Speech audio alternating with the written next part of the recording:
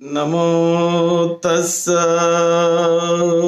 भगवतो अरहतो सम्मा संबुद्धस्स। आज हम विशेष रूप से 40 कम्मठ ठाना कौन से है, कैसे है, उस पर हम आज के सेशन में विशेष चर्चा करेंगे। हमारे लखनऊ के बहुत बड़े सभी उपासक, विशेष रूप से समन्वय सेवा संस्थान भारत के अध्यक्ष राजेश चंद्रा जी, उपासिका नीलम चंद्रा, मुकेश चंद्र आनंद, महेश सत्यार्थी जी, एमपी गौतम, अवधेश कुमार, अजय कुमार धानुक, विजय बौद्ध, एमएल आर्या, मुकेश आनंद, उसी प्रकार सोलापुर से प्राध्यापक डॉक्टर संघ प्रकाश डुडे, जो ब्रह्मी लिपि बहुत अच्छी तरह सिखाते हैं। ऐसे सभी लोगों के विशेष आग्रह पर आज हम इस विशेष कम्मठ ठाना पर चर्चा करेंगे। बहुत सारे लोग जो इस सीरीज को फॉलो कर रहे हैं, वो लखनऊ में रायबरेली, कानपुर, झांसी, बरेली, इलाहाबाद, उसी प्रकार रायपुर, गांधीनगर, गांधीधाम, बनारस, उन्नाव और कई जगह से जो लोग फॉलो कर रहे हैं, मैं सभी को बहुत बहुत धन्यवाद देता हूँ। आज का जो विषय है, ये विशेष हमारे उपासकों के आग्रह से इस सीरीज में हमने लिया है। तो बौद्ध धर्म में जो कम्मठ ठाना यानी ध्यान भावना करने के कौन से रास्ते, कैसे कैसे मार्ग तथागत बुद्ध ने बताई है, उस पर इस विशुद्धि मग्ग नाम के ग्रंथ में विशेष चर्चा त्रिपिटक में की हुई है। जैसे एक बार इसकी शुरुआत तो ऐसी हुई कि एक समय तथागत भगवान बुद्ध श्रावस्ती के जेतवन विहार में रहते थे। तब आकाश मार्ग से एक देवपुत्र बुद्ध के पास आया और बुद्ध को वंदना करके, विनंती करके बुद्ध को उन्होंने प्रश्न पूछा। प्रश्न है, अंतो जटा बहि जटा जटाय जटिता पजा तंग तंग गौतम पूछामि को इमं विजटये जटंती। यानी अंदर भी उलझन है, बाहर भी उलझन है, हर जगह पर मनुष्य का जीवन उलझा हुआ है। कई विकारों में, कई प्रकार के उलझनों में ये उलझा हुआ है। इस उलझन को कौन छोड़ेगा, कौन सीधे रास्ते पर ला सकता है? जैसे कि बाम्बू का जो बांस का पेड़ होता है, उसकी जो जड़ें होती है, मूल होते हैं, वो एक दूसरे में बहुत गुंथे हुए होते हैं, उलझे हुए होते हैं। उसको निकालना बड़ा मुश्किल होता है। तो इस प्रकार मनुष्य का जीवन बहुत बातों में उलझा हुआ है। उन्हें कौन बाहर निकालेगा, कैसे निकालेगा?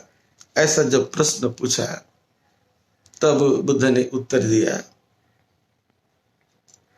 शिले प्रतिष्ठाय नरो सपय्यो चित्तं चित्तं पय्यं च भावय आतापि निपको भिक्खु सोइमं विजटये जटंती।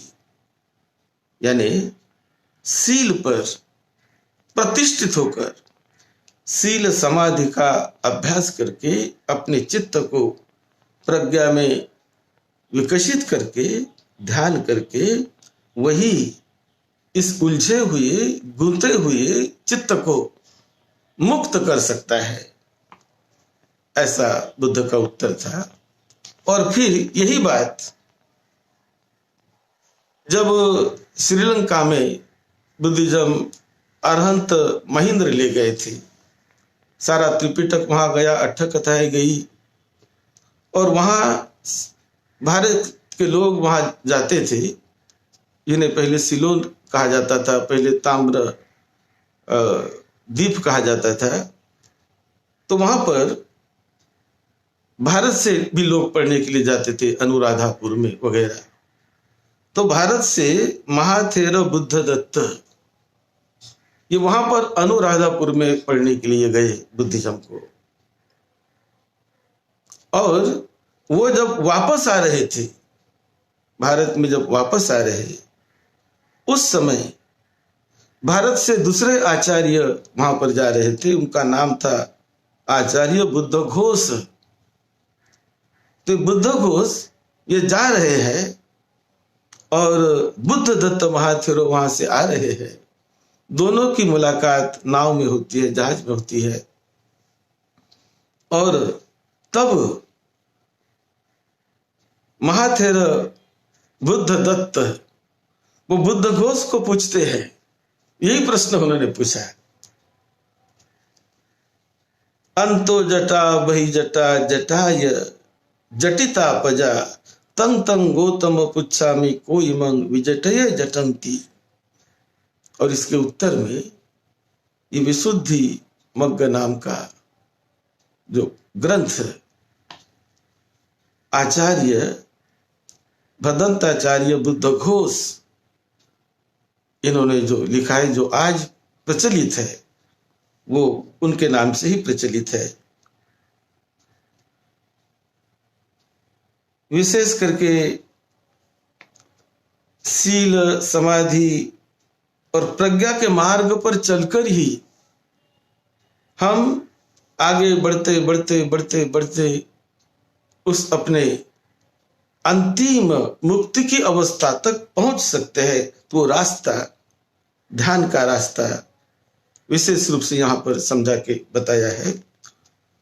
उसमें जो सील पर प्रथम सासव सील लोकीय सील, अनासव सील, लोकोत्तर सील।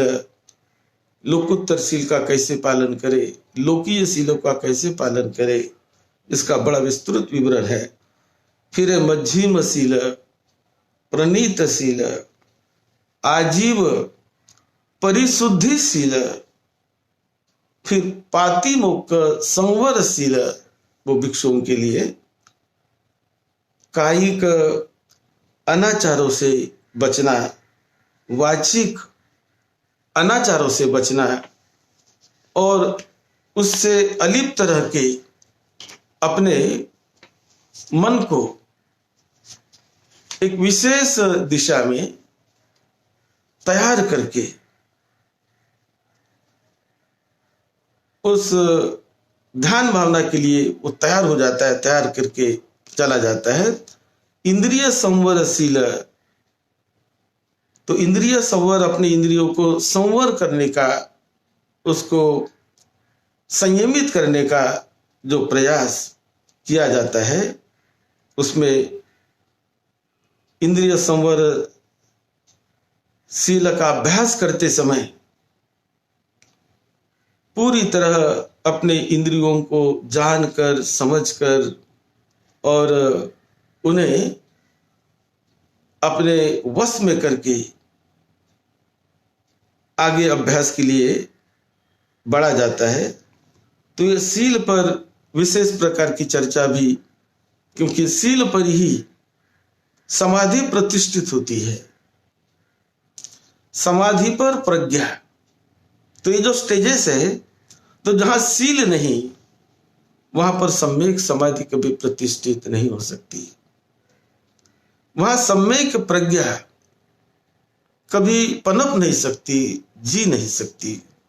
इसलिए सील उसका आधार है। सील के आधार पर समाधि विकसित होती है।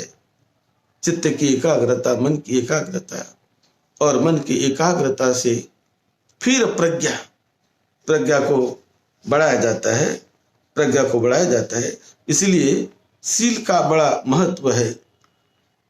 एक बार कैसे सील को, इंद्रिय संवर सील को कैसे पाए, कैसे करे, इस पर एक गाथा वहां पर आती है कि एक भिक्षु ध्यान में बैठे हुए थे और उनके सामने से कोई जाता है व्यक्ति, तो उन्हें पता ही नहीं कि कौन कैसा व्यक्ति। उसने देखा लेकिन पूरी तरह उस पर ध्यान नहीं दिया। वो अपने ध्यान में मग्न रहने के कारण इंद्रिय संवर कैसे होते हैं उस पर यह गाता है। तस्सा दंत ठीके दिस्वा पुब्ब संयं अनुसरी तथे वसो ठितो थेरो अरहंतं अपापुनीति। यानी वो थेर ने वहां पर खड़े रहकर केवल अपने इंद्रियों पर कैसे संवर किया जाता है इसका अभ्यास करने के लिए वो खड़े हैं, आंखें भी खुली है और देख रहे कोई वहां से व्यक्ति जाता है, लेकिन इतना इनका संयम इनके इंद्रियों पर है कि व्यक्ति को जाते बराबर उसने केवल जाते हुए देखा, लेकिन न निमित्त गाही होती न अनुगाही होती। इस प्रकार से उसके डिटेल में नहीं जाता, वो केवल उसे ऐसा लगा कि कोई एक कंखाल का पुतला ही यहां से चला गया। तो इस प्रकार का जो ध्यान इंद्रिय संवर पर करके वो इंद्रिय संवर को बढ़ाया जाता है। कहते हैं किंची बनते इत्थि पश्चत थाती, जब से पूछा गया ना भी जाना मी इत्थिवा पुरुष हुआ इतो गतो अपिच अट्ठी संगाटो गच्छे तस महापते थी। उन्होंने कहा कि वो स्त्री है या पुरुष है वो मैंने नहीं देखा, केवल हड्डियों का समुच्चय वहां से जा रहा था, ऐसा मैंने पेनिट्रेट करके देखा। तो इस प्रकार वो जो इंद्रिय संवर का जो अभ्यास इतने शुद्ध ढंग से किया जाता है। फिर आजीव परिशुद्ध सील पर चर्चा है और बाद में जो 44 पन कम्मठानेसु यं यस चर्यानुकूलं तं तस्य निचं परिहरितव्यता, यानी 40 प्रकार के जो कम्मठान होते हैं, तो 40 प्रकार के कम्मठान ये चर्या अनुसार वो दिए जाते हैं। और वो कम्मठान जो देते हैं किसी अनुभवी व्यक्ति से ही ये कम्मठान लेना चाहिए। अपने आप केवल पढ़ के इसे नहीं करना चाहिए। तो इसके लिए जो कम्मठान देने वाले होते हैं उसे कहते हैं कम्मठान दायको, यानी जिसने कम्मठान दे दिया उसे कल्याण मित्रंती या उसको कल्याण मित्र कहते हैं, कि जो इस रास्ते पर चलता है और रास्ते पर चलकर वो चर्यानुकूल ये कम्मठान देने का प्रयास करते हैं। तो जो चर्या होती है, कैसी चर्या, किस प्रकार का उनका व्यवहार है।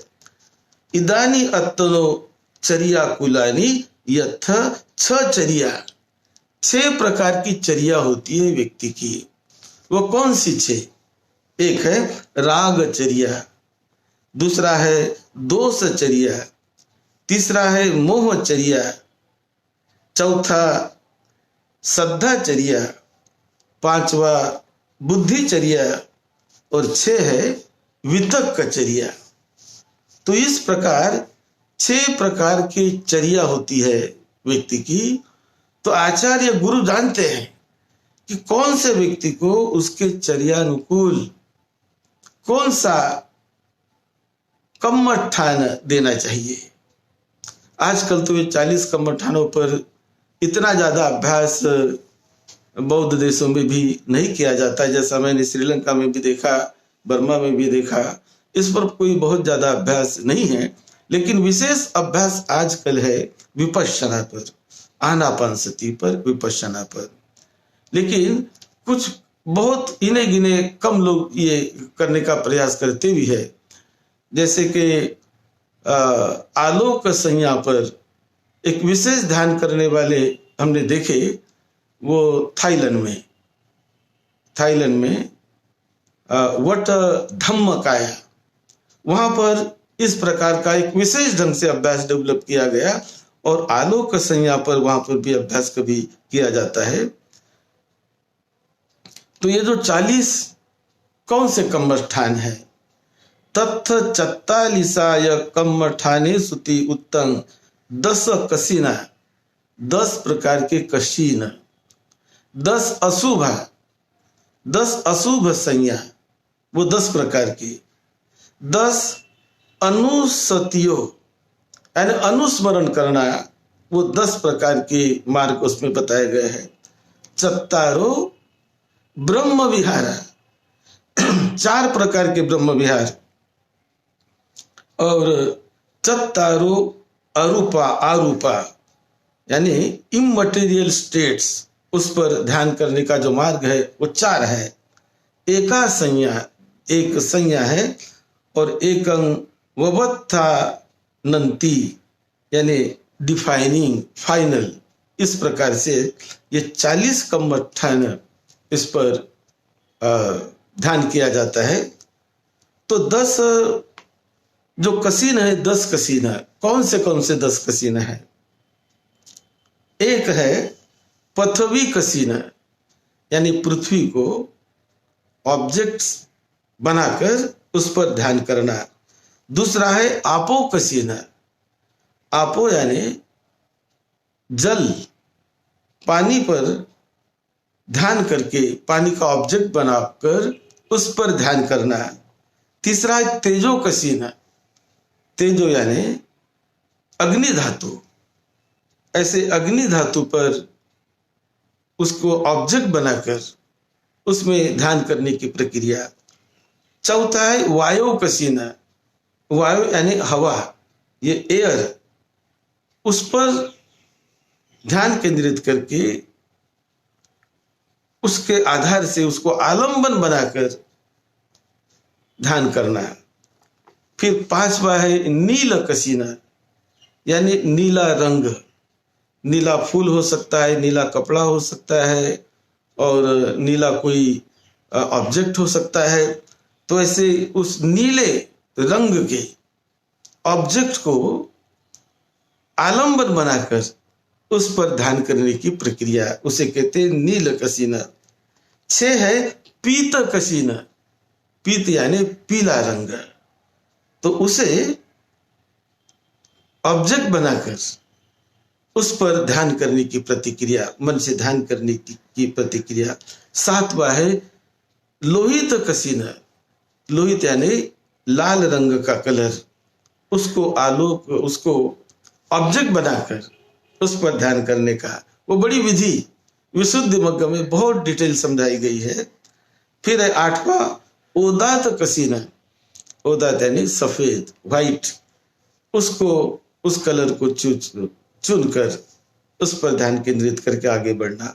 9वां है आलोक कसीना, आलोक यानी प्रकाश, इस प्रकाश को ऑब्जेक्ट बनाकर, आलंबन बनाकर उस पर ध्यान किया जाता है।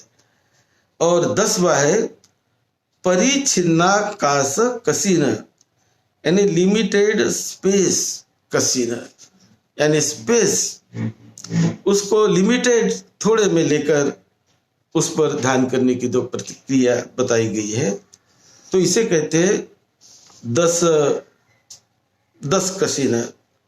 फिर दूसरे हैं और भी 10, तो वो दूसरे बॉडी से संबंधित है, मनुष्य के शरीर से संबंधित है कि शरीर को विभिन्न रूपों से, विभिन्न अवस्था से जानकर, देखकर एक मन में निरुक्ति, विमुक्ति वो पैदा हो जाती है। तो उसमें उद्धूमातक संज्ञा, मतलब दूसरे 10 में पहला है उद्धूमातक संज्ञा, दूसरा है विनीलक संज्ञा, तीसरा विपुब्बक संज्ञा, चौथा विच्छिदक संज्ञा और पांचवा विखायित संज्ञा, 6 विक्षितक संज्ञा और 7 है हत विक्षितकं संज्ञा और 8 है लोहितकं संज्ञा और 9 पुड़ुवकं और 10 है अट्ठी कंती। यानी ये शरीर, ये कभी यानी डेड बॉडी, वो विभिन्न प्रकार से उसको देखने का, कभी पानी में कोई आदमी पानी में डूबकर मर जाता है, मरकर उसकी बॉडी जो फूलती है, तो एक प्रकार का बॉडी से हमारा अटैचमेंट छूट जाए, उसके प्रति भय भी ना रहे, उसके प्रति आसक्ति भी ना रहे। तो इस प्रकार वो विभिन्न प्रकार के बॉडी के अंगों पर ये ध्यान करने की प्रथा थी। आज तो इतना नहीं दिखता कहीं पर, लेकिन इस प्रकार से वो ध्यान करा जाता था। तो ये है दूसरे 10। फिर तीसरे 10 में आते हैं बुद्ध ने जो सिखाया तीसरे 10, उसमें एक है बुद्धानुसति। बुद्धानुसति का ध्यान करना, बुद्ध का स्मरण, बुद्ध गुणों का स्मरण करना। दूसरा है धम्मानुसति, यानी धम्म का स्मरण, सद्धम्म का स्मरण, विश्व के नियमों का स्मरण करना। तीसरा संघानुसति, संघ के गुणों का स्मरण करना, संघ का स्मरण करना। चौथा है शीलानुसति, अपने शील का, अपने सदाचार का स्मरण करना। पांचवा है त्यागानुसति, यानी अपने त्याग का, जो हम त्याग करते हैं, जो हम सेवा करते हैं, जो हम सैक्रिफाइस करते हैं, उसका स्मरण करना, वो 5 है। फिर 6 में तथागत बुद्ध ने सिखाया देवतानुसति, यानी देवता लोक का भी स्मरण तथागत बुद्ध ने सिखाया है कि अत्थि देवा चातु महाराजिका तावंतिसिका यामा देवा तुषिता देवा परनिब्बान वसवत्ती देवा ब्रह्मकायी का देवा। इस प्रकार से जो देवता लोग भी इस विश्व मंडल में विद्यमान है, ऐसा तथागत बुद्ध ने बताया और उन पर उसका स्मरण करके देवतानुसति का अभ्यास भी तथागत बुद्ध ने विशेष रूप से ये सिखाया है। उसके बाद है 7वां मरणानुसति, यानी अपने मृत्यु का स्मरण करके उस पर ध्यान करना। फिर 8वां है कायागता सति, कायागता सति, अपने काया का, शरीर का स्मरण करके अभ्यास करना। फिर 9वां है आनापान सति, यानी आनापान सति का, सांस का अभ्यास करना। तो सांस का अभ्यास ये बड़ा प्रसिद्ध है, क्योंकि ये सभी चर्या के लोगों को चलता है। जैसे 6 प्रकार की चर्या बताई गई, राग चर्या, लोभ दोष चर्या, मोह चर्या वगैरह, ये जो चर्या बताई गई, उन चर्या में विशिष्ट चर्या को विशिष्ट अभ्यास दिया जाता है। लेकिन आनापान सति ये तो अभ्यास बड़ा कॉमन है। आनापान सति, विपश्यना, ये सभी चर्या के लोगों को, सब प्रकार के स्वभाव वाले लोगों को, जो उनका टेम्परामेंट है, कैसे भी लोगों को ये चलता है, इसलिए आनापान सति का चलन बहुत अधिक है। और फिर 10वां है उपशमनानुसति, यानी पीस, निब्बानी का पीस, उसका भी जो अभ्यास, ये हो गया तीसरे 10। फिर चौथे 10 है, वो चौथे 10 उसमें पहला है मित्ता विहारी भवत, मैत्री भावना को, अधिक मैत्री भावना को बढ़ाना। कोई उसका शत्रु नहीं है विश्व में, कोई शत्रु नहीं। मित्ता मित्ता मैत्री भाव, मैत्री भाव, ये मैत्री भाव एक है चौथे दस में। फिर चौथे दस में दूसरा है करुणा विहारी, यानी करुणा को अपने हृदय में डेवलप करो, करुणा विहारी बनो, वो एक रास्ता है ध्यान भावना का। फिर है मुदिता विहारी, मुदिता यानी दूसरों के आनंद में आनंद मानना, प्रसन्न हो जाना दूसरों के आनंद में। मुदिता, अपने आप में मुदिता जगाना और मुदिता का व्यवहार, ये तीसरा है। और चौथा है उपेक्षा विहारी, तो उपेक्षा करके वो विहार करता है।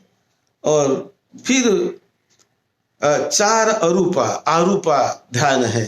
चार आरूपा में एक है आकाशानंचायतन, यानी आकाश को वो आयतन बनाकर उसके वो अपने ध्यान की अवस्था को बढ़ाता है, और आकाशानंचायतन को ऑब्जेक्ट बनाकर उसमें वो विहार करता है। उसका जो विहार है ब्रह्म विहार जैसा, आकाशानंचायतन विहारी। उसके बाद विज्ञानंचायतन, विज्ञान, केवल विज्ञान में उसका विचरण होता है, तो वो दूसरा है।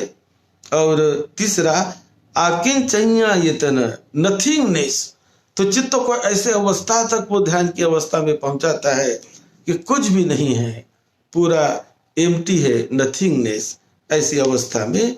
और चौथा है नेव संज्ञा ना संज्ञा यतनंती, यानी पूरा वो परसेप्शन से, फीलिंग से वो छूट जाता है, उससे वो मुक्त हो जाता है। तो इस प्रकार के ये चौथे दस में ये जो 10 आते हैं, तो 8 ये हो गए। और 2 है आहारे प्रतिकूल संज्ञा, अपने भोजन को प्रतिकूल ढंग से देखना, तो वो भी एक ध्यान का माध्यम बनता है। और चतुधातु ववत्थान, यानी डिफाइनिंग, 4 महाधातु के ऊपर सामुदायिक रूप से अभ्यास करके उसको अपने मन को वैसे एकाग्र करना, ले जाना। तो इस प्रकार से ये ऑब्जेक्ट 40 ऑब्जेक्ट तथागत बुद्ध ने बताए हैं। हमने संक्षिप्त में हमने उसको बताया, उसका बड़ा डिटेल वर्णन विशुद्धि मग्ग में है। लेकिन आजकल इस पर ज्यादा लोग अभ्यास नहीं करते। ये तो बुद्ध के समय बुद्धचर्या देखकर वो बताते थे, इनको ये अभ्यास, उनको वो अभ्यास, उनको वो अभ्यास, उनको ये वो, तो चर्या को जानकर तो उस समय इसका ज्यादा प्रचलन था। इसी प्रकार फिर बुद्ध बताते हैं अशुभा भावे तब्बा रागस्व पहानाय, जिसका मन बहुत आसक्त हो, बहुत अटैचमेंट जिनमें हो, हमेशा शुभ ऐसा देखता हो, तो उन्होंने अशुभ संज्ञा का अभ्यास करना चाहिए, तो चित्त निर्मल हो जाता है। मेत्ता भावे तब्बा व्यापादस्य पहानाय, जिसमें क्रोध है, द्वेष है, ऐसा द्वेषी जिसका मन है, क्रोधी जिसका बार बार थोड़े थोड़े भी जिसके मन में क्रोध निर्माण होता है, उन्होंने मैत्री भावना का अभ्यास करना चाहिए, तो क्रोध पर काबू पा लेता है। आनापान सती भावे तब्बा वितकुपच्छेदाय, यानी आनापान सती, ये तो सभी प्रकार के मन को आनापान सती का अभ्यास लागू हो जाता है। और अनिच्च संज्ञा भावे तब्बा अस्मिमान समुघाताय, यानी मान, गर्व, अतिमान आदि जो है, तो उसको नष्ट करने के लिए अनिच्च संज्ञा, यानी परिवर्तन हो रहा, बदल हो रहा, इस प्रकार का अभ्यास करना चाहिए।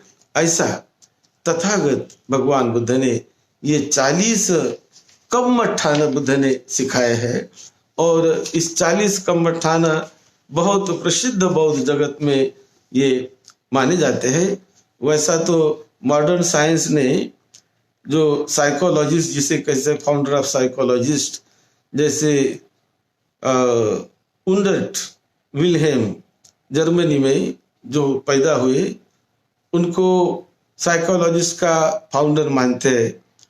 तो वो तो 19वीं शताब्दी में साइकोलॉजी का जो अभ्यास अब वैज्ञानिक भी करने लगे। फिर सिगमंड फ्रेड, ये भी साइकोलॉजी में बहुत प्रसिद्ध ऐसे वैज्ञानिक माने जाते हैं। तो ये तो 19वीं शताब्दी में है।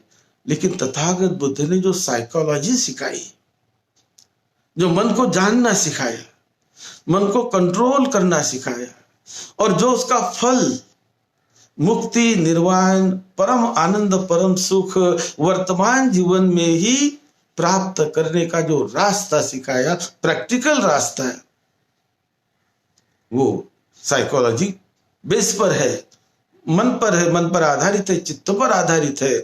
वो तो तथागत बुद्ध ने 2600 साल पहले ये मन की, माइंड की साइकोलॉजी सिखाई, और करोड़ों लोगों ने जो लाभ लिया, आज भी वो लाभ ले रहे हैं।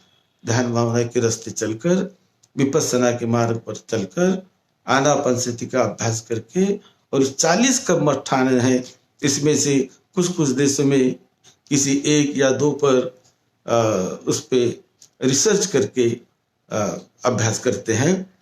तो ये 40 कर्मठान यानी मन को जीतने के रास्ते,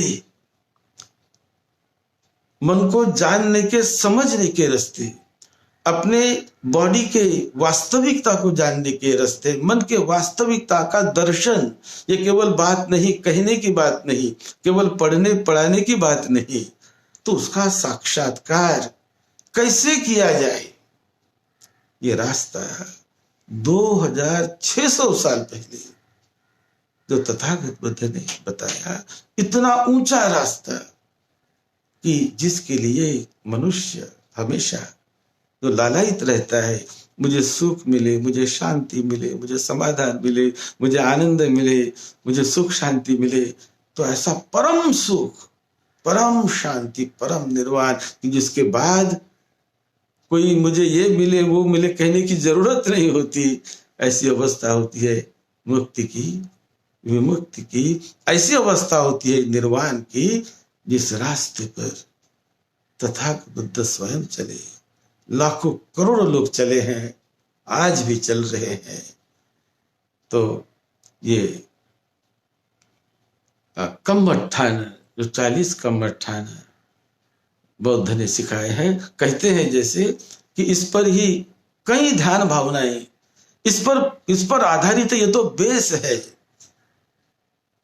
हत्ती पद सूत्र में बुद्ध कहते हैं कि जैसा हाथी का पैर, ये बहुत बड़ा होता है, हाथी का पैर बहुत बड़ा होता है। हाथी के पैर में बैल का पैर समा जाता है, गाय का पैर समा जाता है, घोड़े का पैर भी समा जाता है, आदमी का पैर भी समा जाता है।